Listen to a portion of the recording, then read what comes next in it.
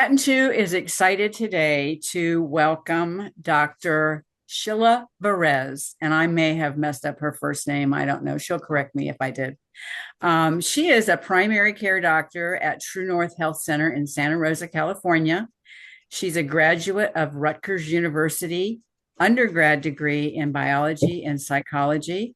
And then she obtained her medical degree from Bastyr University, where she also finished her master's in acupuncture and oriental medicine. Her work with patients is guided by 6 principles. These are principles we all wish all our doctors had, but these are hers.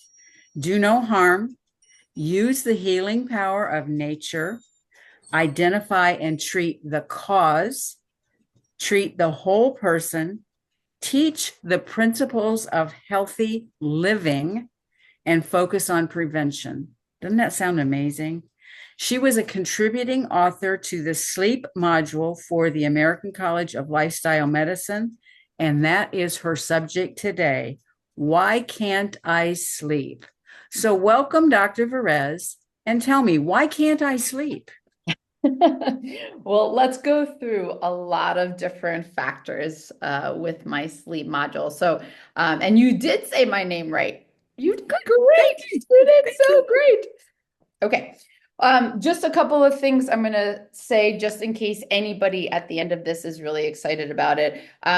If you ever went to True North, or this is actually even if you are just interested in getting kind of support, or you can see how I support patients. I'm doing this post True North support group via Zoom. I send it out once a month, and it's really helping people integrate healthy living afterwards. So the reason I posted here is because this is an ask from patients, and so if in case it helps anybody, that is one thing I am doing. You can always send me your email, and then I can put you on the list and I can send it to you. I'm also excited about a Costa Rica 14-day kind of fasting retreat that I'm doing this year at the end of August. And then on my website, which I'll send towards the end again, I have a lot of information. So if you got excited about this lecture and you just want more information, just know that my website is a lot of information so that you have kind of somewhere to go to after this. The reason I talk about sleep and the reason I am passionate about this lecture is because of the fact that if you have ever seen me speak, I always talk about the foundations of health, because these are the threads that literally have to be in place in order to bring about health. You cannot have just one without having all of them. Number one, they all flow into each other, which we will even talk about with sleep. But the other thing too is the fact that these are vital in order to create a healthy lifestyle. And the reason I bring this up so much is because even when people come to True North, to be honest with you, people are so hyper focused on whole food, plant-based, which is great. And it is foundational. It's one of the pieces. But the people I see in my practice, they have whole food, plant-based down packed. So I'm not teaching them about diet a lot of times. Some people I am, but they're not the ones I'm teaching. Many times I'm teaching about stress management, resilience. I'm teaching about sleep. I'm teaching about movement. Are you doing too much, believe it or not? Or are you doing too little? Are you doing the right amount for where you are in life? Are you, I just had a patient yesterday, his main concern is loneliness, right? So there was a community aspect. And I always joke, why do you come to True North, or why do you have groups like this? So you're not the only crazy one, right? Is because people out there want health. They want optimal health. And so that is really powerful to have that group. And then I don't think it gets talked about enough, but like, what is your joy de vivre, right? Like, why are you waking up every morning? What is that purpose? And it doesn't have to be this grandeur thing. It has to be, what is that thing that brings you happiness day in, day out? So starting it off, Dr. Allen was a 1978 sleep researcher, and I love this quote. I always start with it because I think it sets the tone and it is so true. If sleep does not serve an absolutely vital function, that it is the biggest mistake the evolutionary process has ever made. And how true is that? And I hope that when you walk away from this lecture, you will also understand that. So why do we sleep? Let's start there. So what is this sleep thing, right? Why is it that evolution kind of created this need for most American, well, not even Americans, sorry, most humans to sleep 7 to 9 hours every night as an adult? Well, there's a couple of different things that we see that it's a major reset for the body, mind, and soul. So we're going to go through some of these different aspects. Number one is we understand that in this different stages of sleep, especially in the deep stages of sleep, we have this ability to strengthen our existing neuronal connections. So neurons are the cells of the brain. Why is this important? Well, it's important because this is how we learn. So as when we started out in school as a child, we learned 2 + 2 is 4. We built that into further advanced mathematics. We started learning, the letters of the alphabet. We built that into reading books. All of that was accomplished because our brains, when we sleep, were able to take these new neuronal firings, connect them, strengthen them, and then actually start to really rewire them in a way that creates what we now know as knowledge in our consciousness. Not only that, but in our deep stages of sleep is where we take short-term memory. So it can be anything visual, it can be meeting people, it can be hearing a name, it can be seeing something done, and we then transfer that into more long-term memory so that we can access it. And so this is something that we do when we sleep. This is also why when we don't sleep or when we have sleep deprivation, you might notice it that you are word finding more often. You might be losing your keys more often. You might be asking, you know what, I forgot what I came in this room to do, right? So we start to notice that that memory starts to actually decline or diminish, especially, and that's one of the things we see is with sleep deprivation.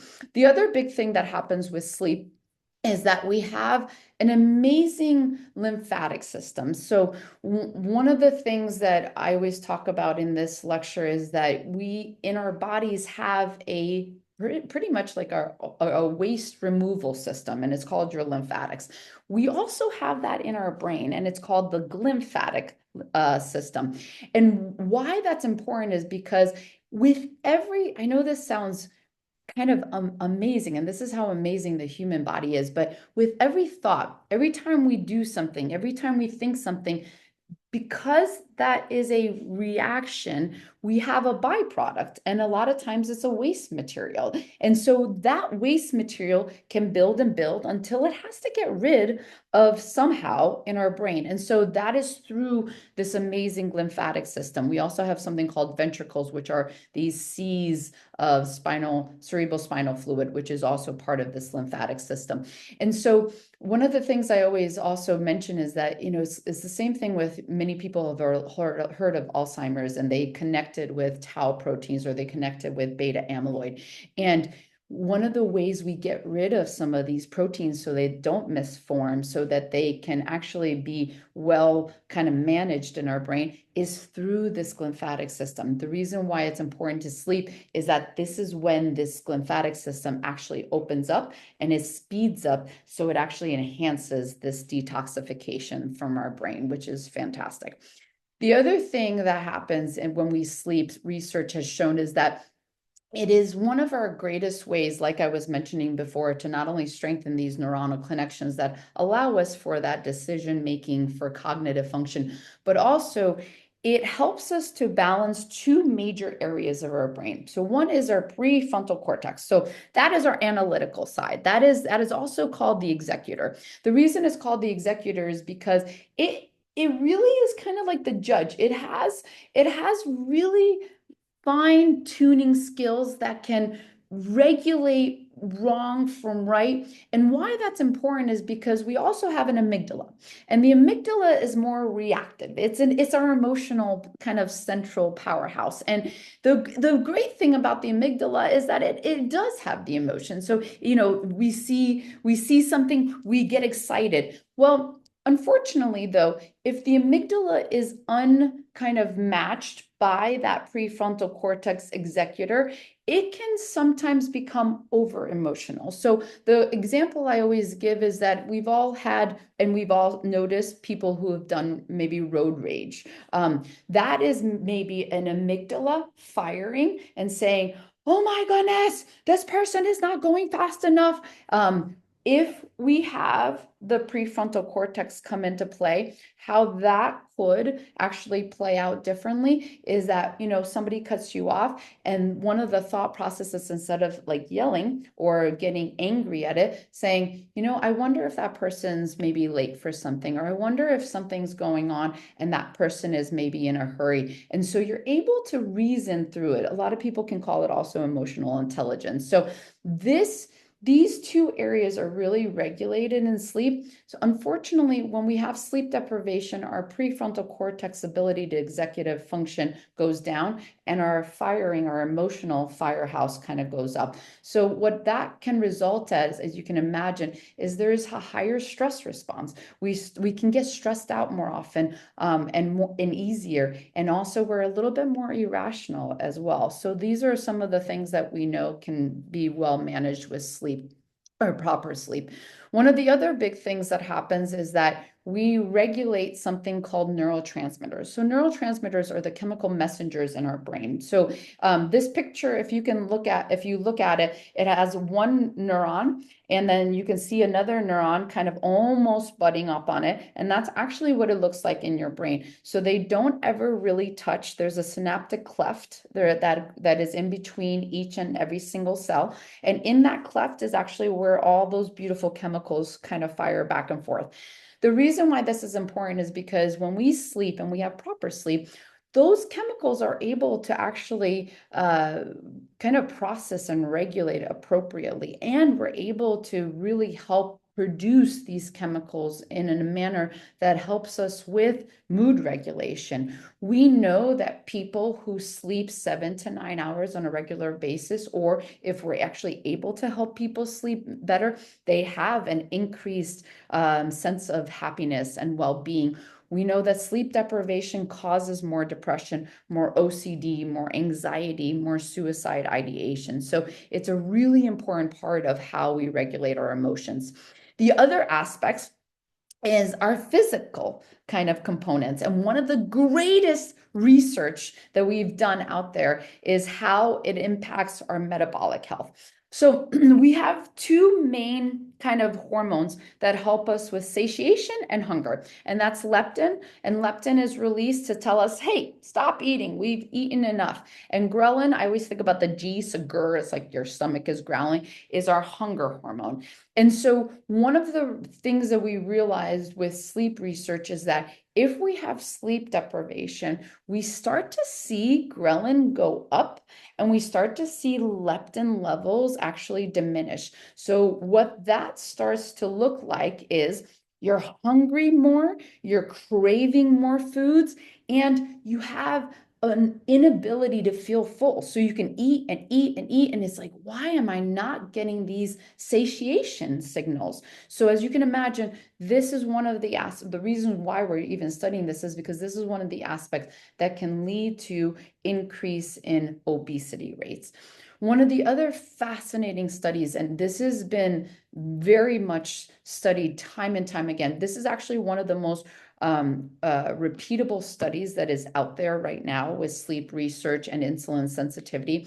But when they did this study, what they did was they took individuals and they put them into two separate groups. One group was sleeping 7 to 9 hours. They checked their insulin sensitivity markers.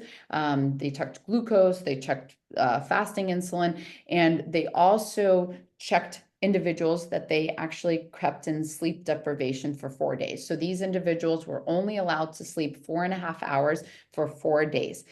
In 4 days. This is not a long-term study. This is for 4 days. What they had found was that not even just in the fat cells, but in whole body, insulin resistance actually went up. So your insulin sensitivity actually decreased to the equivalence that this Dr. Brady, who's actually one of the main principal investigators, said that if you were to quantify the impact of how much insulin resistance actually occurred during these 4 days, it would be equivalent to metabolically aging somebody 10 to 20 years. 10 to 20 years in 4 days just because of sleep deprivation. I mean, that is very significant. And like I said, the reason why this study is so powerful is because they've done it in many different settings with many different cultures, and it's definitely repeatable, and they get the same exact results over and over again. The other aspect of sleep is that we rebuild tissue. So it is one of our greatest abilities to repair our bodies from the head down to our toes.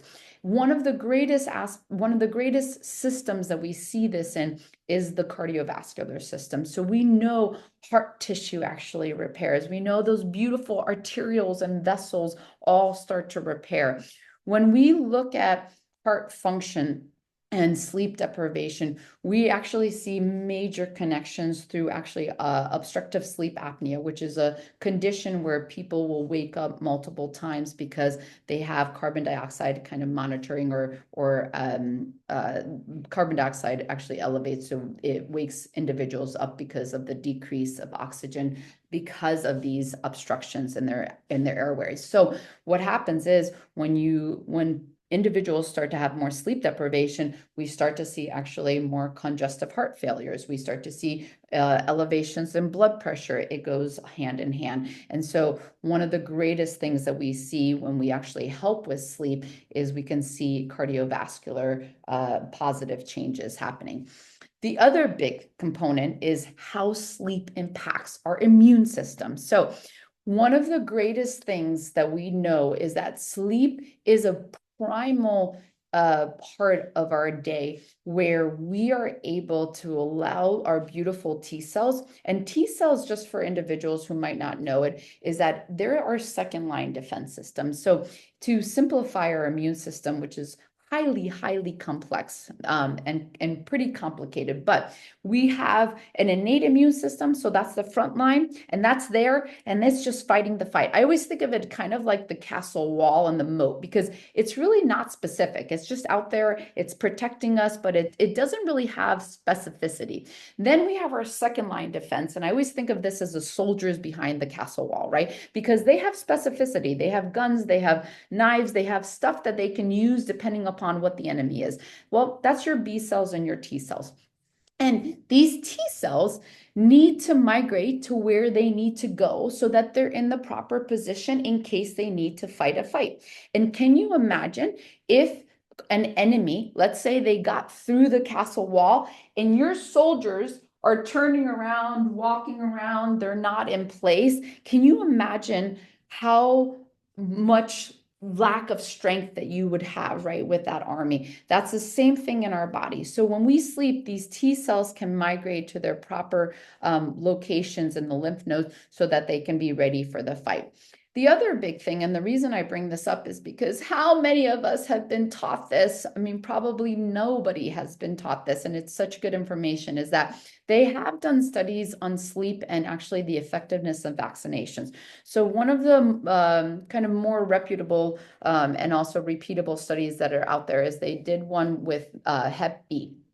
And so what they found, and if for those of you who maybe haven't gotten Hep B is usually a series of 3 shots. So they took individuals that wanted to get Hep B and they set them on this vaccination journey without any issues or any kind of changes to their sleep. And these are individuals that were reporting 7 to 9 hours of sleep. And then they took individuals and they put them into sleep deprivation. This was less than 6 hours. So they tried to get less than 6 hours with these individuals. And I'm sorry, for these individuals, what they did was they did the sleep deprivation the day before, the day after, and the day of the vaccination injection. And so what they found was that at the end of those 3 series, that the individuals that were sleep deprived could not mount an immune system response for the Hep B vaccination when compared to the individuals that were sleeping and that got the same exact vaccination. So again, the reason I say this is because how many of us have been taught that, hey, if you're going to go get a vaccination, make sure that you are sleeping well, because otherwise it might not be as effective, right, in what it's supposed to do, which is actually allow our immune system to recognize what we're injecting. So that's one of the other big factors with sleep and our immune health. The other big thing is that when we sleep, one of our great hormones is a little bit boosted, and that's our growth hormone. So this is much more kind of powerful as we're growing from infancy up to adulthood. As you can imagine, this is where we grow muscles and skeletal bones, and we grow our height and our beautiful tendons and our joints. It is equally as important, as adults, because this is how we can build muscle and keep our muscle as well, especially because we're fighting against sarcopenia, which is muscle loss as we get older. But when we sleep, this is where our natural boost to our growth hormone is. So it is very vital, and it's usually during those deep hours of sleep.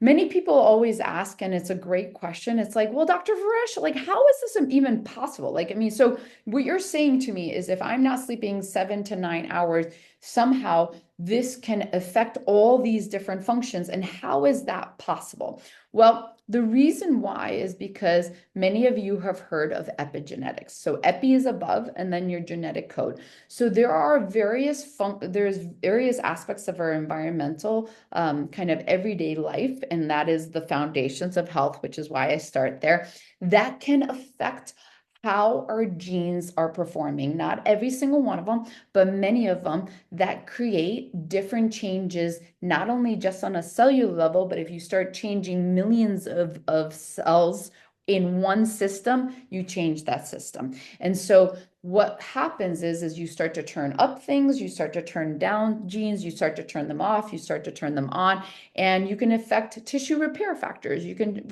affect metabolic regulators, you can affect coagulation factors. So that is how sleep as an environmental factor can affect epigenetic changes, which then can affect how a body kind of functions. So usually at this point, the question is, well, what is this thing called sleep, right? So now we understand why we need to sleep. What is sleep? So one of the big but small, one of the bigger kind of components of sleep, but it's such a little one, it's called the suprachiasmatic nucleus. And for being such a little nuclei, it serves a huge function in the body. It's an amazing function, and it's in your hypothalamus. And this is your circadian rhythm balancer. So this little guy has massive impact throughout the body. When we think of circadian rhythm, it really is not just for sleep. It is the pacemaker of just biological rhythm everywhere. So to quantify this or to understand this, this is women, right? We have menstrual cycles. This is one of our regulatory factors, right? Men, believe it or not, also have a testosterone, androgen kind of cycling as well. That's also regulated. Thyroid functioning, eating function, right? So, I mean, this is regulating so many different hormones in our body, and it has such a great power over how we function on a daily basis. To understand a little bit about how sleep works, this is a simplified kind of aspect to it, but it can help kind of outline what happens and how important actually this circadian patterning is, and how important even light is to this entire equation. So if we take it, let's say sunrise hits, and that light kind of goes through that really thin kind of layer through the eyelid. It hits the optic nerve. It stimulates the suprachiasmatic nucleus, which sends a signal to the pineal gland saying, hey, let's keep on decreasing that melatonin. It starts to raise body temperature. Cortisol starts to raise. Your body starts to get ready for the day. You start to wake up. Equally or similarly, but at night, as the day starts to get darker, what happens is our body and our suprachiasmatic nucleus is actually receiving that information through the optic nerve. And as night hits, that information gets transferred, and it says then to the pineal gland saying, hey, keep on boosting melatonin. Melatonin, as it rises, cortisol should be going down, but in our modern day world, that doesn't always happen. And if we start to actually help or go to bed as that melatonin rises, that's where we start to fall asleep and able to fall asleep. Melatonin, just so we kind of cover this hormone, is one of the, I think, greatest hormones that's in our body today. We often only talk about it in our sleep. So we only talk about it as like, oh yeah, I took melatonin, or yeah, melatonin is great to help us to sleep. But what we don't actually realize is that it's being utilized and studied in different areas, different systems and different kind of specialties. So when I was in Bjork, which is the Bastyr Integrative Oncology Research, we use melatonin a lot for our cancer patients because what we realized was that it has a massive antioxidant properties. So it really had a great ability for its anti-inflammation and also its reduction in oxidative damage in the body. We also have seen melatonin being used a lot for different types of like nerve pains, and it has the ability also, we were looking at it with research where it can actually heal damaged tissue as well. So while yes, it's a major component for sleep, it also has many different functions, and also being studied for Alzheimer's as well as one of the main components that we could be using in order to not only help with treatment, but also prevention. To understand sleep as well throughout the night, a lot of you probably now have Aura rings, or they're the whoops, right? Like are out there in the world. And so a lot of people are actually tracking their sleep. And so this sleep kind of patterning might look, or the sleep cycle might look a little bit familiar to you. This is one of the older ones. Right now, they don't catalog non-REM sleep with number 4. Nowadays, what they're saying is stage 4 is actually REM sleep. So this is a little bit of an older sleep cycle, but it kind of serves a purpose to illustrate what it is. So sleep cycles are around 90 minutes for each individual. It's a little bit of a variance for everybody. On average, most people sleep or should or need to sleep 7 to 9 hours. If you notice, one of the main things to really understand is that people will ebb and flow out of stage 1, 2, 3. And as you can see, you don't always go right into REM sleep. You can kind of start to come out into stage 2, and then you go into REM sleep. So there is a little bit of fluctuations throughout the night. One thing to notice though is usually the deep sleep is definitely earlier in the process, and then also as you go longer in your sleep cycles, you will notice your REM sleep should be increasing with time. So you're going to have the shortest amount of REM sleep earlier, and then you're going to have the longest amount of REM sleep later in the evening. And that is on average what happens. Unfortunately, a lot of times people are taking medications and different types of drugs that what they do is they actually shorten sleep latency, meaning that you're able to fall asleep potentially a little bit easier. But unfortunately, they absolutely decrease your REM sleep, which is very important for emotional kind of resetting, rebuilding, and also can sometimes decrease overall sleep time as well. I am very much a big component of helping people come off of a lot of their anti-anxiety, depression, sleep medications, if it's doable and feasible for those individuals. Because I do find that when you help people come off of those, and a lot of them do need to be tapered, they actually are sleeping better than, and a lot of times you're going on these because you're not sleeping well, but it does affect long-term sleep patterns. So as I mentioned, one of the also big concern, or not concerns, I would say one of the big kind of misinformations out there that I hear a lot is that I hear this all the time. Well, I am 60 years, or I'm over 60 and I am sleeping 4 hours, but that's normal, right? Well, it's common. It's not normal. And so I always bring this up because it is recommended and it is normal for individuals over 65 to be sleeping 7 to 8 hours. Is it common to have less than that because of our modern day lifestyles and diets? Absolutely. But those two need to be distinguished between normal and common. As you can see, newborns all the way up to preschool, even school age, will need a little bit more sleep. What's fascinating is that newborns with their 14 to 17 hour sleep windows are mostly in REM sleep at that age. And so that makes sense, right? When you're just born, you're taking in so much sensory information. And so we need that beautiful REM sleep to kind of organize our emotions and organize everything that we're taking in at that moment in time.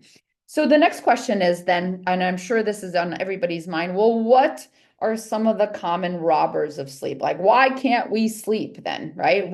What's going on? And so this is usually when I open it up and I just say, you tell me what robs you of sleep, but I'm sure we can all do that, right? So a lot of things, there could be anything from health conditions. So acid reflux will keep you up, palpitations, cardiovascular disease, as I mentioned, obstructive sleep apnea. So you're constantly waking up multiple times in the middle of the night. There could be even dietary changes, right? Or dietary aspects. So individuals that are drinking coffee, even if you're drinking coffee early in the morning, people have different metabolic aspects in terms of how you're metabolizing coffee. So you could be having coffee in the morning and it could still be affecting you at night on how you're sleeping. One of the other big things is alcohol. Even though it's a sedative, it will absolutely usually wake somebody up 4 to 5 hours after your last drink. So because it takes a while for the alcohol to be metabolized. And so once it's metabolized, a lot of times, unfortunately, people will get that rebound awakening that happens. A lot of times, different types of medications, believe it or not, will keep people up. And a lot of times medications are one of the reasons why we're urinating multiple times a night. So that's another reason why we're waking up. A lot of times, anything that causes even other GI issues like abdominal pain. Sometimes people have irritable bowel disease, and so they're waking up multiple times, having to have diarrhea in the middle of the night. So these are few of the different robbers of sleep. One of the other big things that I always bring up, just because this group, probably the majority of people are eating whole food plant-based. And so many people don't realize that B12 is an energizer. So B12 is one of the, and actually I would say even your B complexes.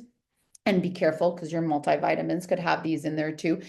These are energizers. They are meant to give you energy. So I have met a lot of individuals that are like, it's so much easier for me to just take all my vitamins right before bed because I just remember them. Well, if you're taking B12 right before bed, that could be a really big boost to your energy. And so that might be one of the other reasons why.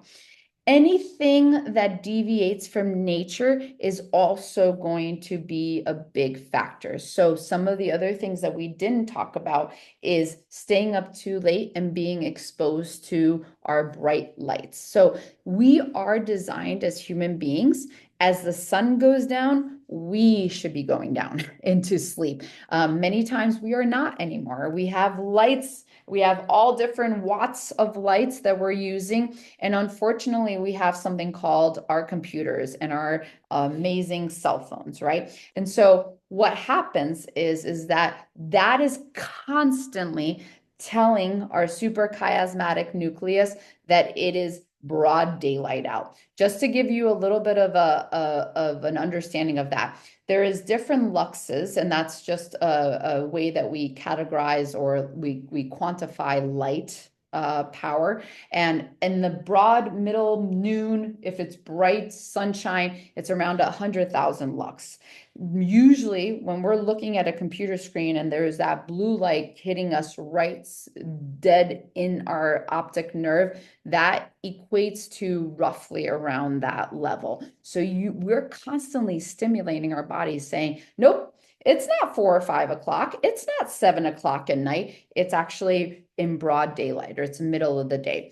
As you can imagine too, this is more for individuals that are more in the cityscapes, but noise pollution can cause sleep deprivation.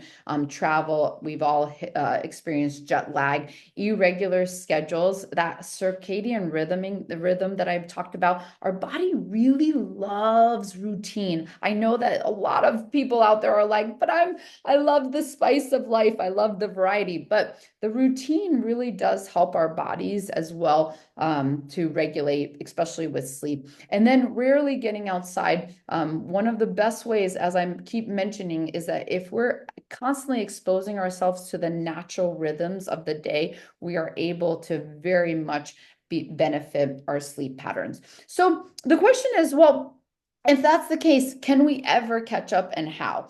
And really, when you look at sleep literature and research, you will find that a lot of times you can't just sleep in on the weekends. And actually, that's counterproductive. A lot of times they really do say that you need to be waking up every single day within an hour every day of wake up time. So anchoring your wake up time is as important as anchoring down when you go to sleep at night. But it's really returning back to your circadian rhythm balance and really putting sleep as a priority. This is one thing I work with my patients all the time, is the fact that they are putting sleep on the back burner, and it's about bringing it back and saying sleep is vital, and how do we set our days up so that we can make sure that most of us are in bed by 9:30, falling asleep by 10. The reason I say most of us is because of the fact that most individuals in the world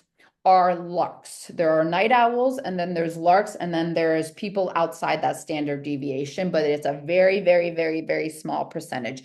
So what I mean by larks is that larks are usually individuals that do need to actually pay attention to the circadian pattern of going to bed around 9, 10 o'clock. And that is where they're going to hit their melatonin spike perfectly, where that they're going to be able to get that 7 to 8 hours ideally. Night owls, many people think, oh, great, I think I am a true night owl. Well, that's not going to bed at 2 o'clock in the morning. Night owls, it's a little bit later, but you're at 11:30. So it's not really too much later on that circadian pattern. But what that is they are actually hitting their melatonin spike a little bit later in the evening. Now, what's important to understand about this is that the night owls really are a smaller percentage. Many people socially become night owls, but actually genetically, they're more designed to actually hit that lark type of patterning. And yes, if you're wondering, just because I always get this question, there definitely are individuals that are super early larks, meaning like they're even earlier than that, and that is your normal patterning. And there are those individuals that are a little bit later night owls, but when you look at across the board, it is very, very, very, very small populations. Most of it is societally driven. The other big piece that people ask about all the time, and I love this question, is the fact that, well, are there individuals out there that don't need 7 to 8 hours of sleep? Like really, like they don't have any health implications if they get, let's say 5 and they really feel good on 5. And yes, there are definitely going to be the outliers, and so that you always will have those. What we are talking about and where research really and all this information lies is for all of us. I mean, the majority of the world's population falls into the sleep literature and research that we're discussing now. But there's always outliers. So there's always going to be that one person, but but it's really difficult to kind of also understand unless we start to really pay attention, because I have had a lot of people say to me, I always thought I was a night owl. And then I really started to pay attention to my diet. I started to give up alcohol. I gave up coffee, and I started to realize, oh my gosh, I'm exhausted by like 9 o'clock. And they ended up realizing that they're actually larks. It's just they kept themselves up right till late at night. So how do we get more sleep? One of the biggest things I do first is I will go through and kind of see some of the really core basics. And then if these are all in place, then sometimes we need to go deeper. And that usually is where I, have consultations with people so that we can understand what else is at the core of it. But first is understanding the foundations, going through that list and seeing what could be optimized, setting really good habits and setting the mood for sleep at night, because it is much more of an airplane than it is a helicopter. Meaning, when you go to bed, it is not that you walk in, you work, and then all of a sudden you put your head on the pillow and you fall asleep. That's a helicopter, right? It's just like, okay, done. It is more of an airplane. You need a runway. You need to kind of set the stage. You want to get ready for sleep, and then you take off. So that's one thing we're going to be talking about. Making sure your bedroom is for sleep and sex only, and creating really the ultimate sleep heaven or haven. And we'll talk about that. Relaxation techniques, using even things like cognitive behavioral therapy for insomnia. So just changing the way you think about sleep has been very, very effective in medicine. And then understanding intermittent fasting, and then also how love and even orgasms can actually be impacting sleep. There's a lot of great research on that too. So first thing I always do with my patients is I ask them, I say, let's go through foundations of health, because if we don't do that first, then we're spinning our wheels, because we have to make sure that each of these pieces are kind of functioning and playing into each other. So, are you stressed out, right? What is your stress resilience? If you are having a lot of stress in your life, how are you dealing with that stress?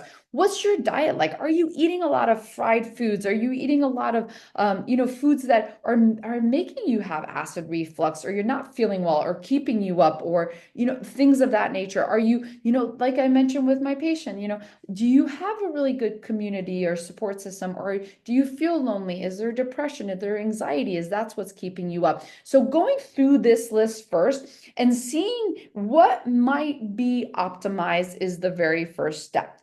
The other big aspect is intermittent fasting. If you know me or you've ever heard me speak, you know that I am such a huge component of not only the prolonged fasting that we do at True North, but intermittent fasting.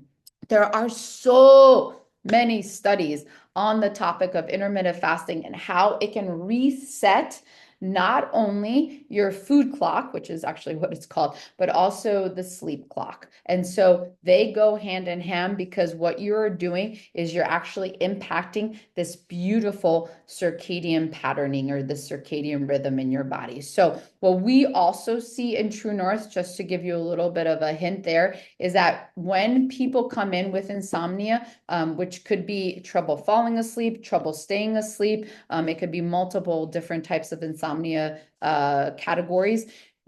People will usually not be able to sleep during the fast, but afterwards will report better sleep patterns. So either they're sleeping longer, better, deeper, various aspects of that.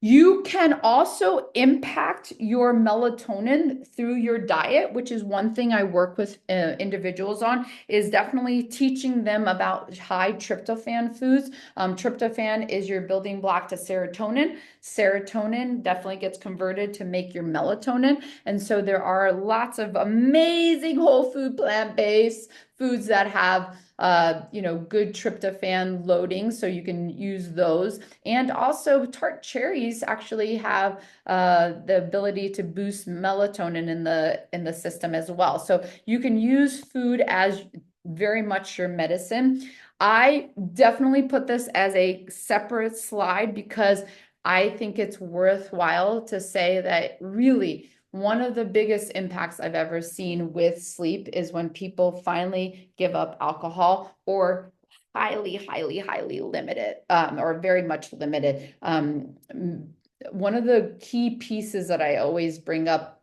in my lecture is, when we were talking about 65 and older, when you look at why these individuals, are not sleeping 7 to 8 hours, 7 to 9 hours, when you think about on average, right? This is really kind of the majority. I know that probably everybody here might be in a different category, but on in the majority, I mean, these are individuals that many times, they might be in nursing homes, they might be actually in just community living situations. There might be a sense of loneliness because people are passing away, dying as you're getting older, friends, you're losing friends.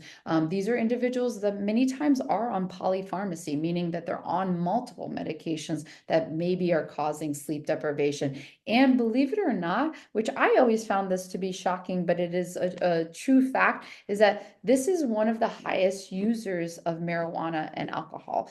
So, the individuals in this age category are using these potentially, as a form of either medication or as a palliative kind of aspect. So one of the things when we're getting off alcohol, it really impacts our sleep, and it actually impacts how we stay asleep. So the fragmented sleep aspects. Now, you do not have to meditate in the middle of the road. And I actually don't recommend meditating in the middle of the road, but meditating is one of the greatest aspects. Any kind of technique that you found, either diaphragmatic breathing, alternate nostril breathing, doing zazen where you're doing just focusing on one thing, doing visualizations, doing loving kindness prayers.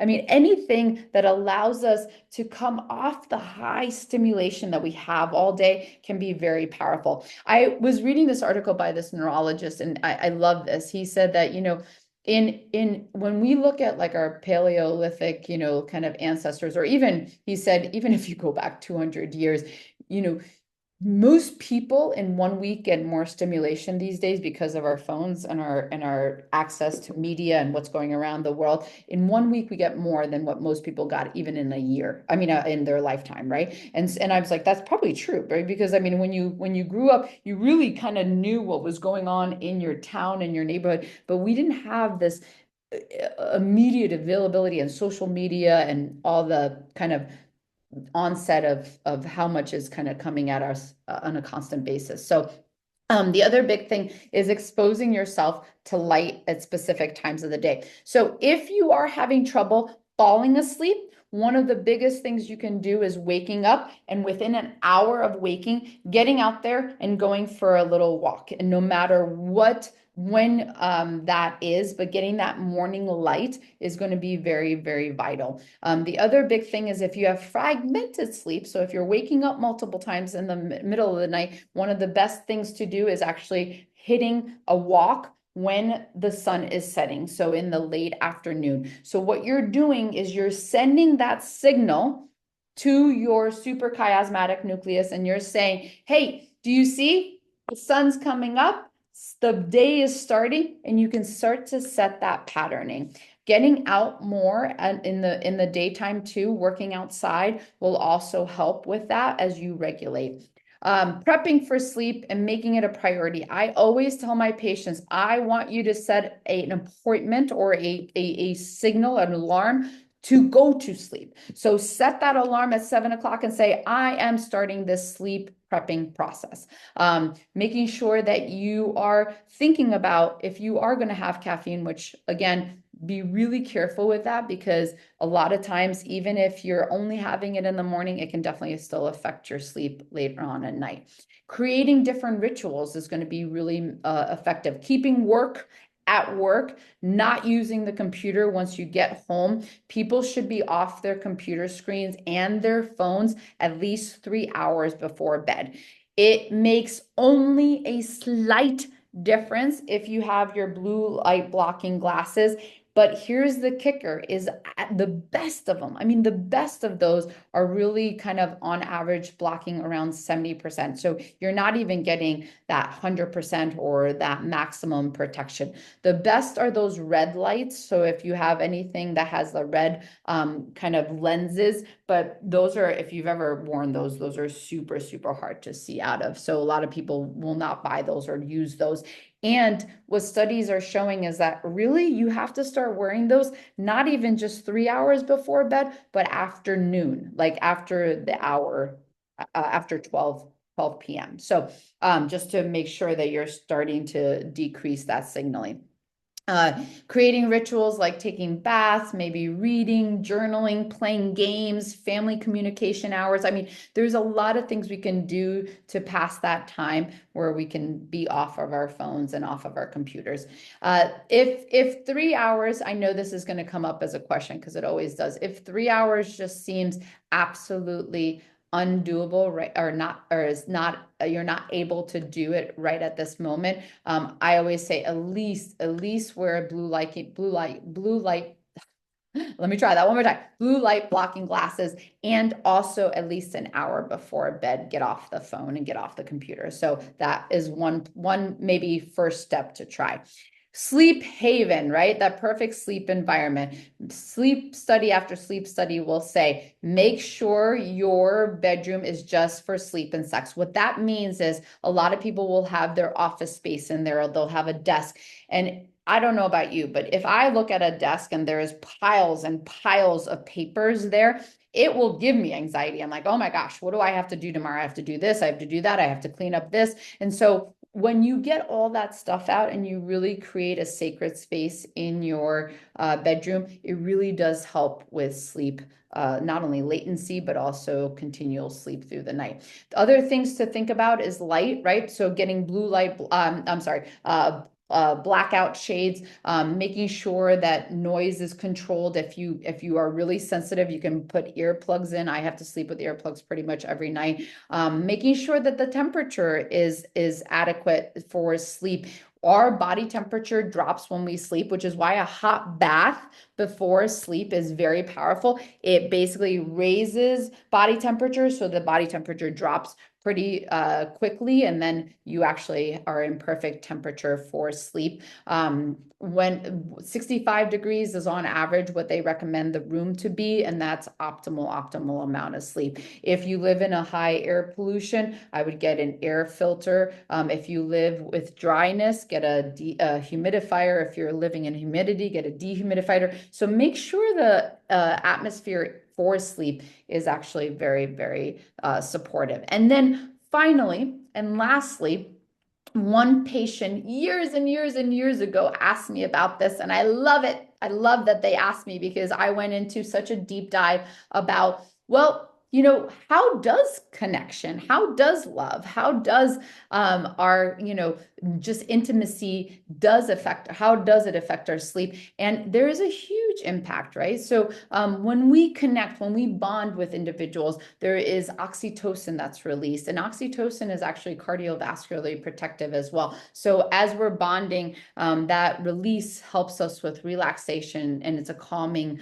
hormone. Prolactin is released, which actually causes a little bit of drowsiness. Vasopressin actually reduces our stress response. We have serotonin, which is also calming. And then it is one of the things that we start to move more into a parasympathetic. I mean, it's such a difference. Many of us have been in those situations where if we're fighting with our partner, it's like, we're up in that sympathetic tone versus like in a loving, like gentle, feeling really good. You really get into a deep state of parasympathetic nervous system, which is more of your rest and also calming aspect of your nervous system, which helps you with sleep as well. So with that, the end, and I am so open for any questions if I didn't answer all of them with the lecture. Well, you did already answer a lot of our questions. I have a couple of really good ones. Oh, good. For my own self. Well, hit me. And actually one of them was in the list also, but you're talking about the temperature when you sleep. Mm-hmm. I don't own enough clothes to try to sleep at 65 degrees. I mean, I would be freezing, literally. I just wouldn't be able to handle it. And I'm not sure my electric bill could handle it. In Florida, my electric would be to run my air conditioner at 65 degrees, it would have to run almost nonstop. Mm. So, what I mean, I have fans, I'm comfortable. I sometimes even feel cool, and it's not 65 degrees in my house. Yeah. So, Like I said, I mean, everything that's being studied is kind of mm, designed for average, right? Like, I mean, like the majority, I would say, of individuals. Is there variance with that? There is. What I would say though, is this, is that the room needs to be at 65.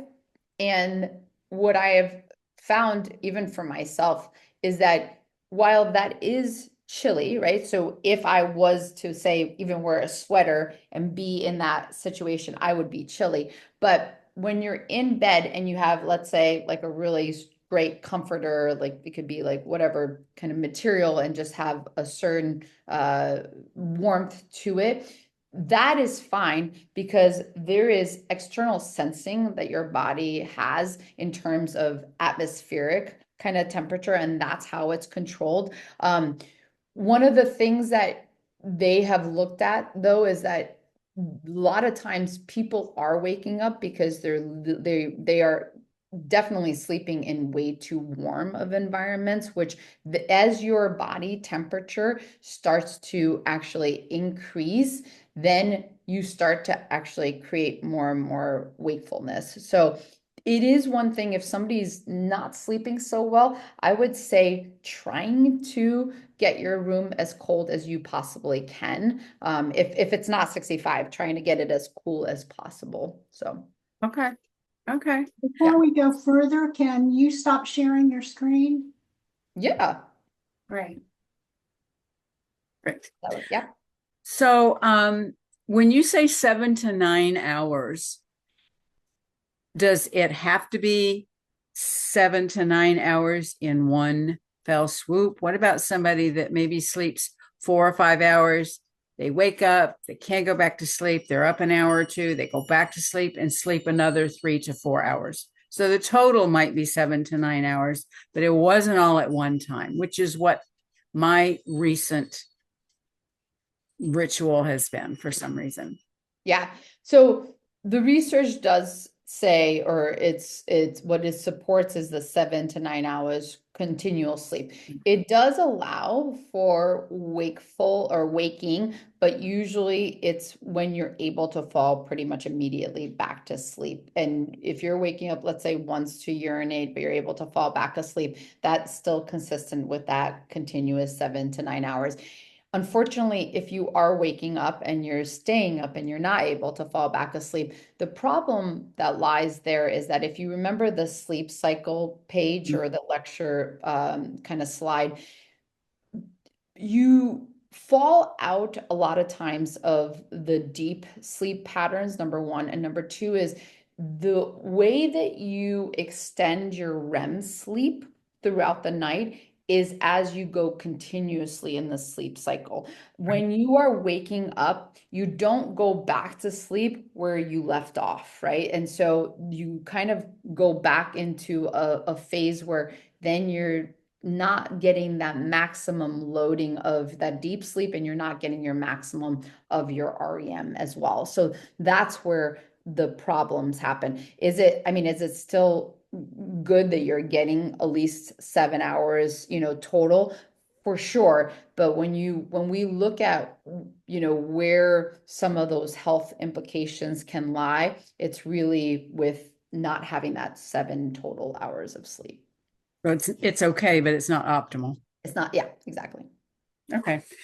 One of the questions that several people had was about the getting up in the middle of the night and urinating. Mhm. And I think you kind of answered that.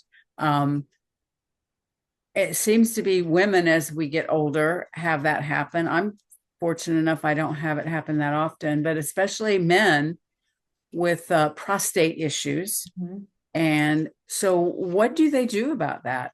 Do they just, I mean, it has to be, or how is that remedied for men or women? Yeah, so I would say this.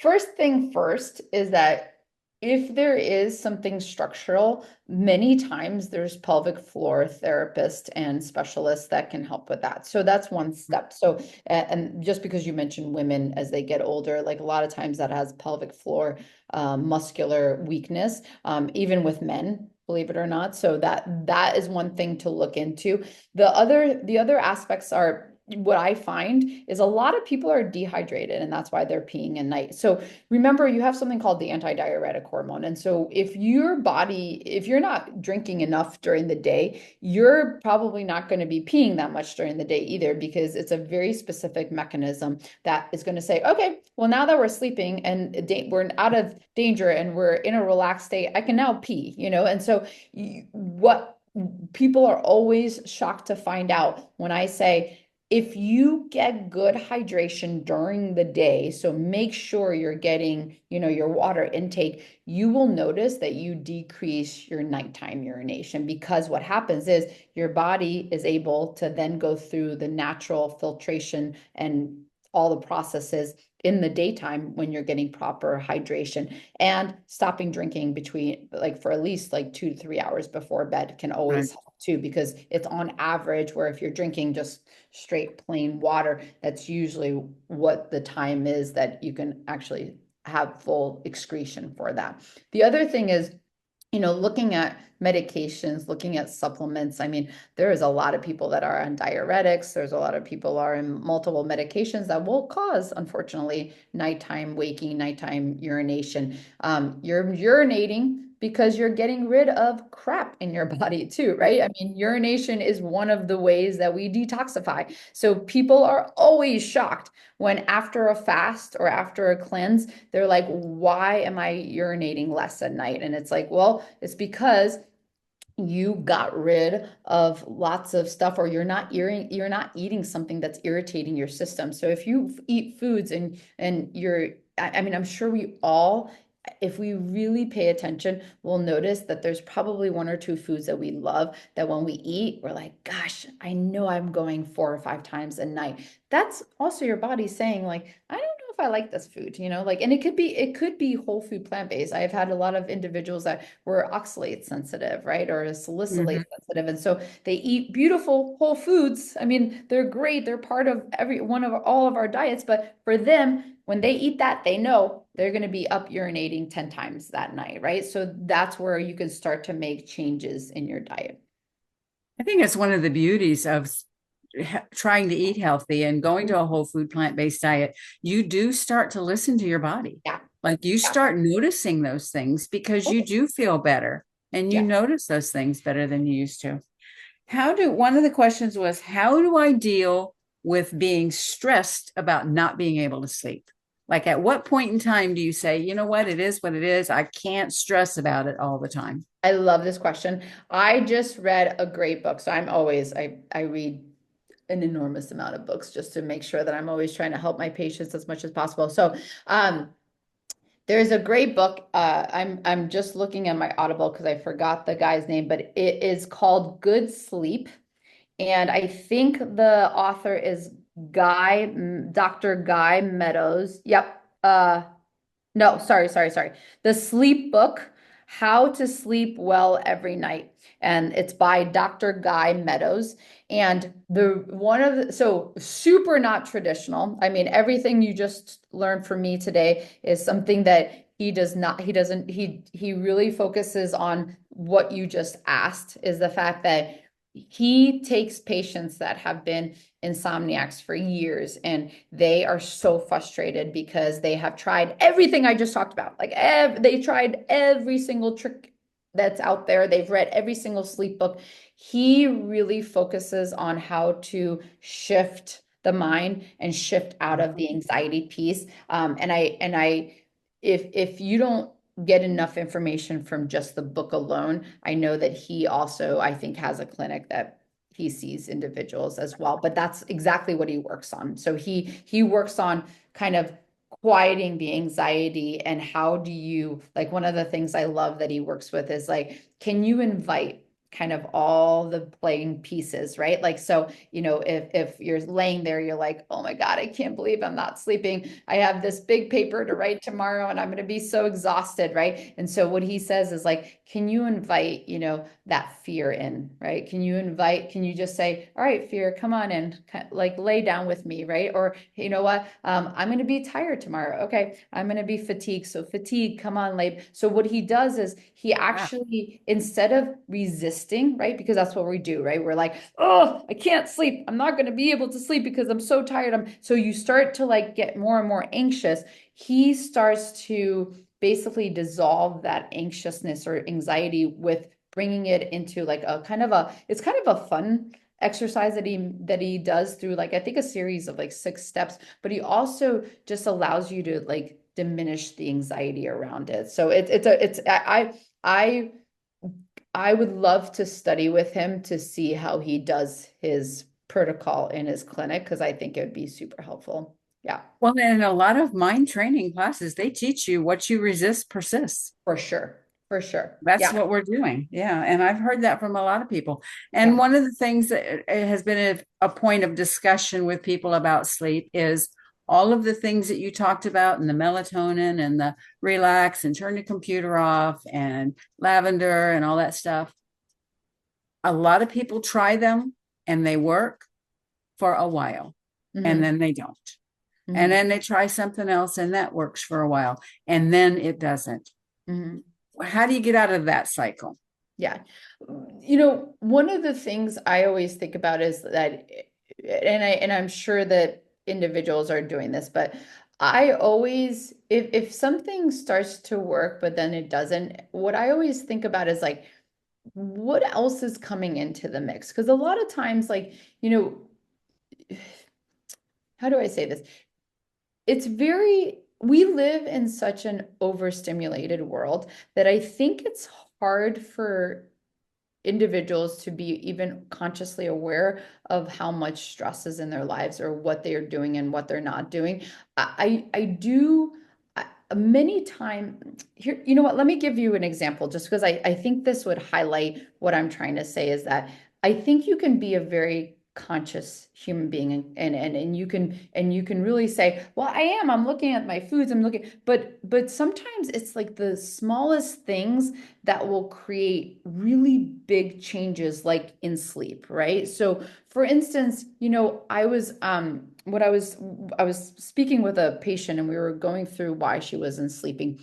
And she was, you know, she was like, I just don't know. She's like, it was ever since I, you know, broke my ankle. And she's like, I don't know why. Like, I don't change my habits. Like, my food didn't change. So we were going through everything. And I'm like, and there's no, like, you know, you haven't been feeling more emotional, more stress. And she's like, no, I haven't. Anyway, long story short is that as we kept talking about the subject, and it's just so happened, thankfully, right, we started getting into politics, right? And it was because she was mentioning something about community, and she was like, oh my gosh, she goes, something has shifted. And I go, well, what is that? She goes, I didn't even realize it, but she goes, because I broke my ankle, I'm not going for my morning, like I'm not going for a walk, which was not one thing, right? Which she didn't realize. But like the other thing is, what does she do? She turns on the television and she's watching news, which she's like,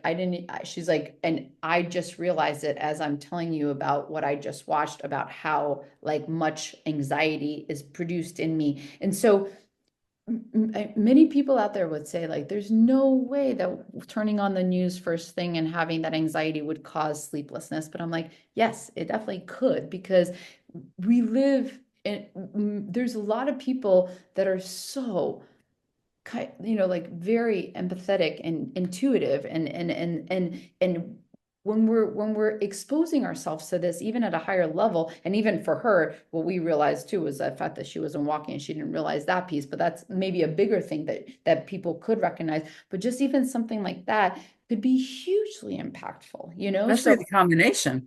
yeah, exactly. The combination. So that's what I usually think of, you know, is that many times something has to be shifting things in their Yeah. life that maybe they're just not putting their finger on, you know, like, you know, something might be bothering them more than they're allowing themselves to understand how much it's getting, you know, like, or like, you know, like that neighbor pisses you off and you're just like, I'm going to forget about that. But have you really forgot about that because you haven't really dealt with it, but it's still there and you just kind of, you know, so there's a lot of things like that that could be shifting gears. And I would even go into like really like I mean this book is really awesome, which it just talks about, you know, if that does happen, you know, is it a possibility for you to just say, you know what, today I'm just not you know, I'm not going to sleep, I'm going to lay here, I'm going to close my eyes, I'm going to do some meditation, I'm going to be resting and being okay with the rest.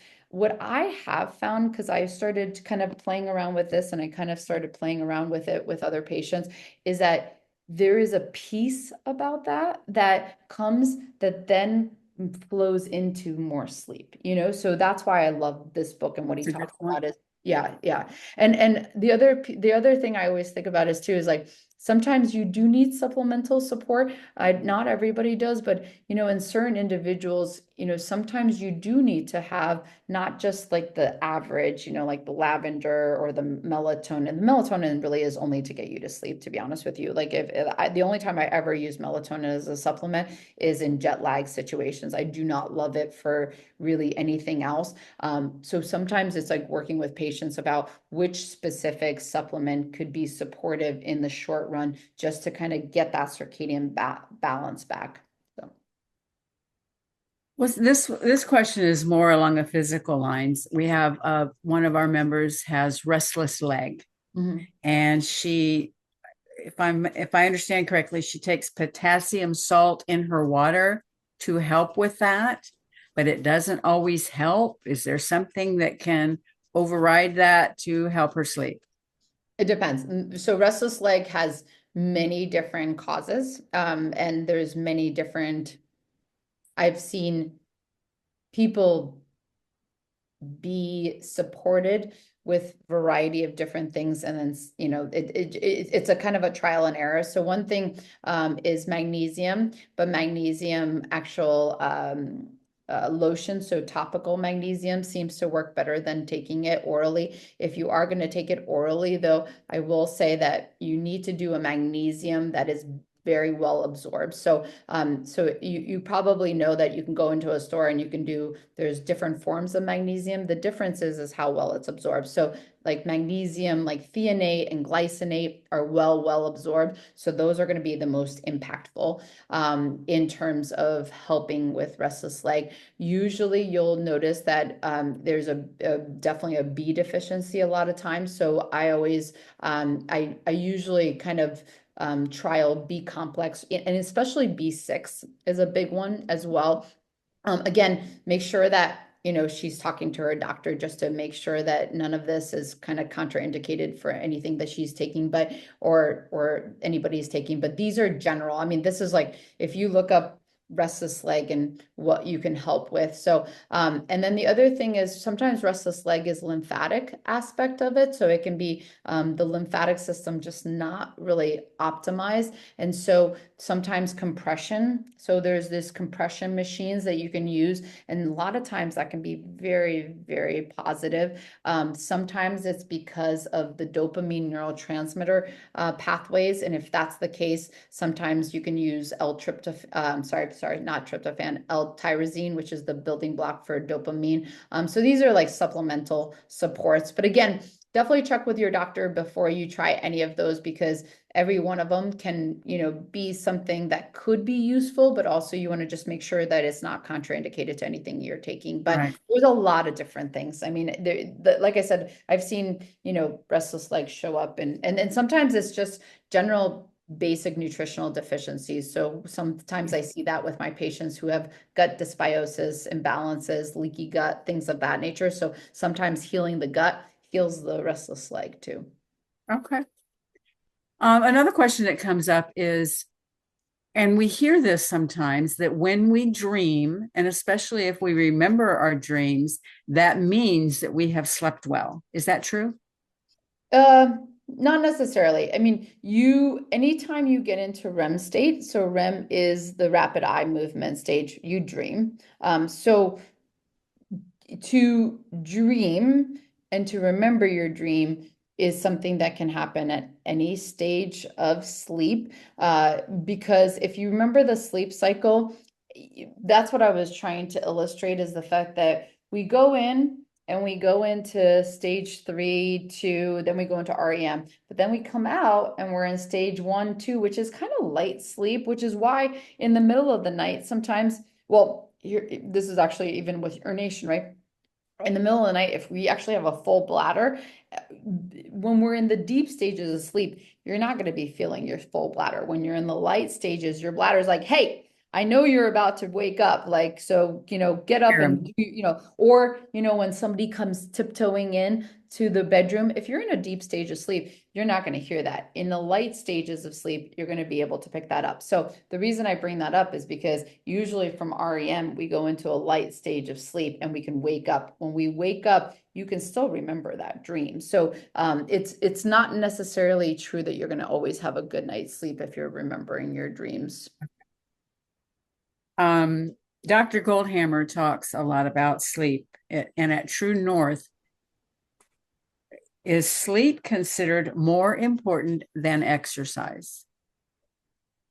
That's a good question. I'm not sure as a general aspect of it. I do know this. I'm not gonna, well, here's what I'll say. There's definitely a general conversation about the fact that diet is more important than movement in terms of trying to get underneath chronic illness, specifically obesity, diabetes. So that is one thing that we talk about at the doctor's meetings quite often. I don't know if there is, an order of sleep or, movement, as a whole, or what he views as.